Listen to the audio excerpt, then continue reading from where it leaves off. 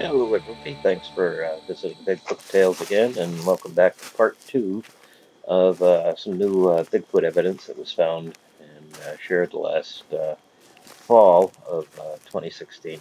And right now you're looking at some images, or video rather, of us leaving the power line heading into a different part of the forest. But one of the things that a trapper or a hunter will do when they're searching for game is to do a thorough study of the environment of the animal that they're trapping, whether that be a mink or a beaver or deers or bear or whatever the animal is that is being hunted.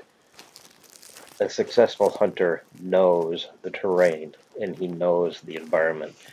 And some of the things that we have to look at as we're looking for this Bigfoot creature is how he gets around. And one of those ways, I think, is through rapid, or rather an area that allows them to make rapid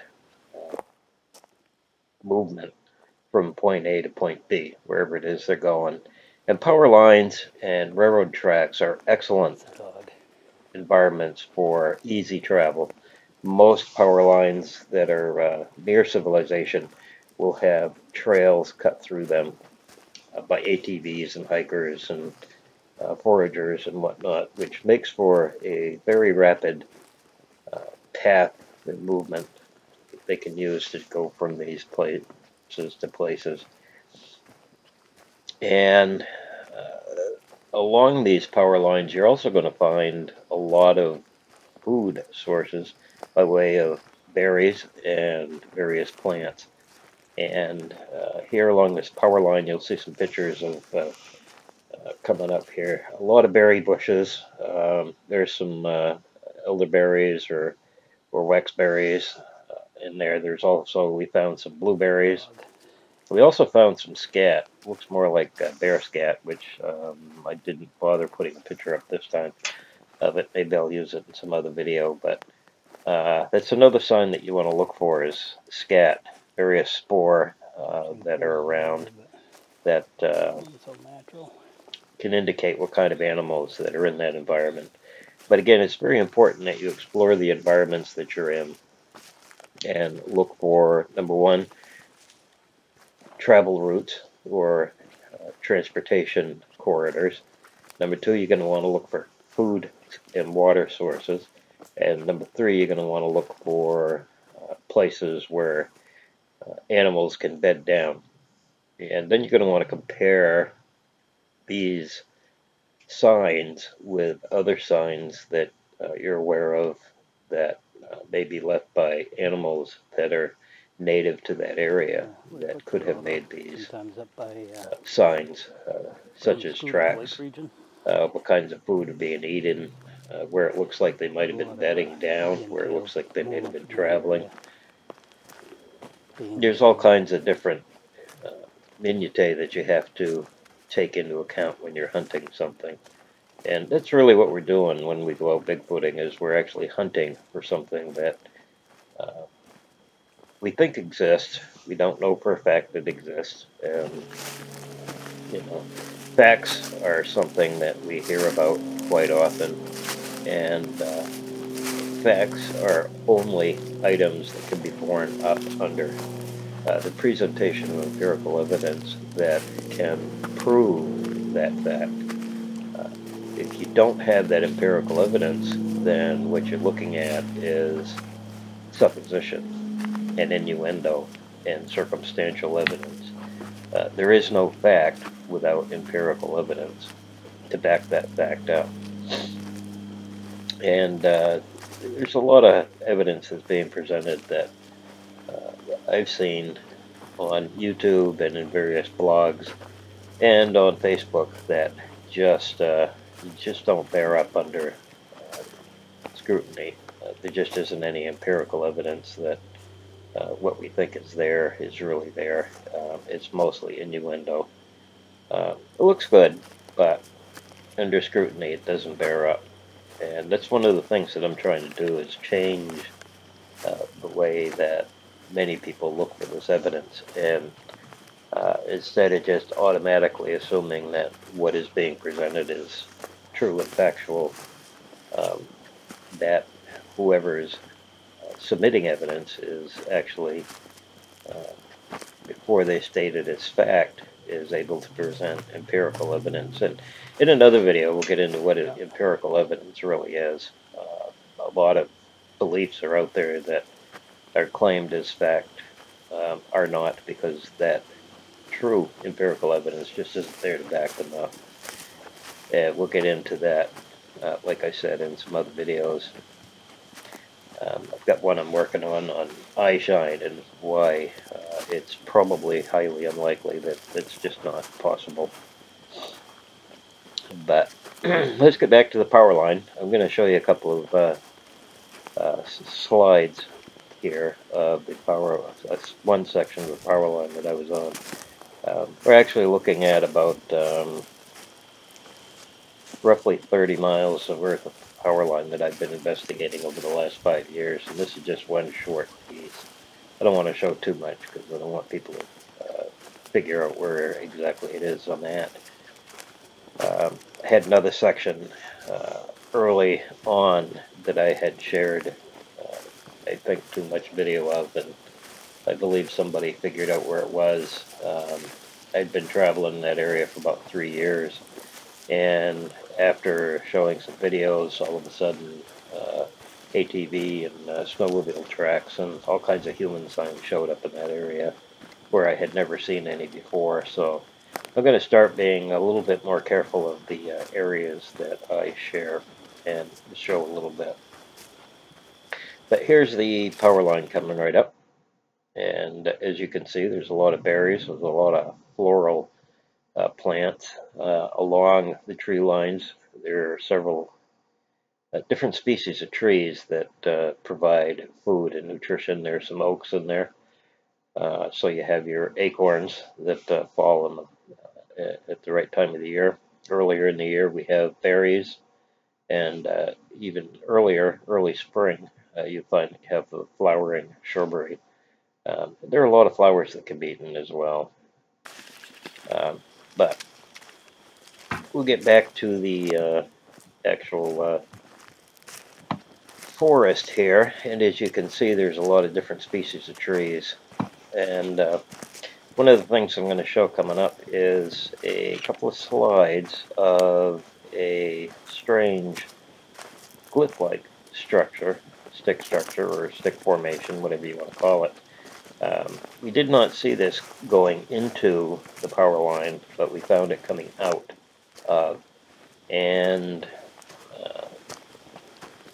pretty interesting. It's pretty telling. My suspicion here is that this was done by a human being, and since we didn't see anything in there going out, but it was there coming back in, my question is the signs that we're seeing being done by human beings, or are they being done by an animal, and is this glyph just a casual incident that may have happened for whatever reasons? But that's one thing we have to take into account when we're out there looking for Bigfoot, is how much of the signs that we see that actually may have been caused by human interaction and not by Bigfoot interaction. And you're looking at here an area that's going to be in part number 3, and this is actually probably the most interesting thing that we came across. I had been here about 4 years ago, and some of this was here, but it's been added to over time, and some of it's fallen down through just regular rot and decay. But it's an interesting series of stick structures that we're going to be looking at, which are not too far from the bedding area, which I'm probably going to wait and look at in part 4 of this series of Powerline videos. But here we are. This is in yet another part of the forest, and this is the trail leading out of the power line to where we parked our cars before coming in. And again, this is an interesting glyph. It wasn't there when that we noticed coming out, but it was when we came back in. It was facing so that we had no other option but to see this glyph. It was right there, plain as day, in the middle of the trail that we were traveling on. So who or what put it there, I can't say. I'm not going to say that Bigfoot did it. I'm not going to say that a human did it. Although odds are it was done by a human being. And if that's the case, why? That's always the question, why? And that's one of the things that I'm hoping to find out. Hopefully before too long. I'm getting back into the woods more and more, and we're going to be sharing a lot more things over the next few months here. And some of it's pretty interesting, and some of you are not going to like it, but I have some conclusions that I've reached as to what exactly Bigfoot really is and why it is such an elusive creature. But stay tuned to Bigfoot Tales. Don't forget to like it and subscribe here on YouTube, and also look for Bigfoot Tales on Facebook and like and follow that, and you'll get some interesting stuff coming up over the next few months. But here we go with the glyph.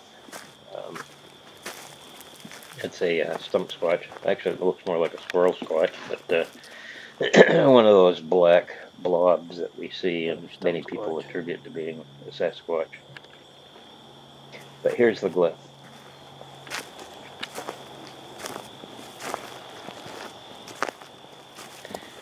Yep, pretty interesting. My guess, more likely human than not, because of the accuracy of the settings of the sticks. But again, human, most likely. And we'll leave you with this little squirrel squatch at the side of the trail there as we head off into the great unknown. And like I said, don't forget to like the video, like my channel on YouTube, and subscribe for more interesting things coming up. And also head on over to YouTube and look for Bigfoot Tales. Mostly what I share there are news and article links on different events, different sightings, and different videos, entertainment-wise, that have to do with Sasquatch. Unfortunately, I don't have internet at the time where I live, so some of the postings that I have are pretty far apart. But anyway, head on over, like, share, and make sure you get the Bigfoot Tales name out to people so that we can get more interesting things coming up. Have a good day, and we'll see you next time on Bigfoot Tales.